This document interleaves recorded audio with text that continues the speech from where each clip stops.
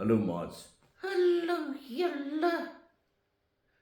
Kareltjie, Ja, jy klink 'n bietjie afgerig. ja, ek is Hoekom? dat mense skinder van my. Skinder mense van jou. Ja, ja, hulle vertel allerhande stories oor my. Ja? Wat sê hulle van jou, Kareltjie? Hulle sê ek is 'n Christen. 'n Christen. Is dit wat hulle rond vertel? Ja, dat is 'n Christen, hè? Ja, maats, ek wonder of iemand van jou ook sê dat jy 'n Christen is. Ek wonder of hulle ook so oor jou skinder. Ek hoop nie so nie.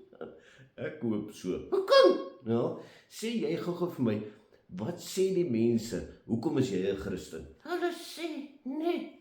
Hulle sê dat ek in Jesus glo.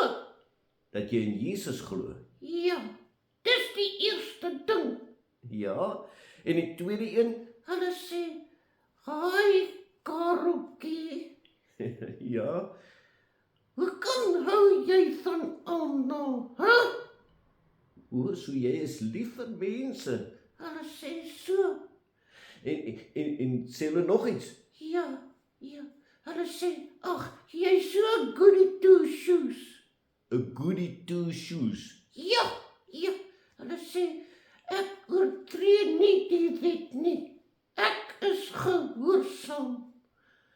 Maar Kareltjie, dit is 'n wonderlike ding wat mense van jou vertel. Is dit regtig? Is dit nie lelik skinder nie? Nee, maats, dis 'n Christen, iemand wat in Jesus glo, iemand wat vir mense lief is en iemand wat gehoorsaam is aan dit wat die Here wil hê hy moet doen. Haai, ek het dit nie geweet nie. Ja, so dis eintlik mooi skinder van jou. Regtig?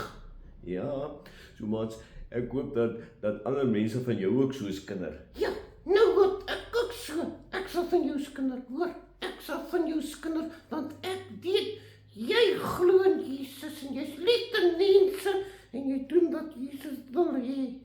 Net so. Ek weet dit. Ja, kom ons bid saam, maats. Here Jesus, help ons om so te wees. Ons glo nie en ons sal vir mense lief wees en ons wil aan U gehoorsaam wees. Amen. Nee. Ja, gaan wys wie jy is. Ja, kom ons wys wie Jesus is. Mooi bly maats, hoor. Tada julle.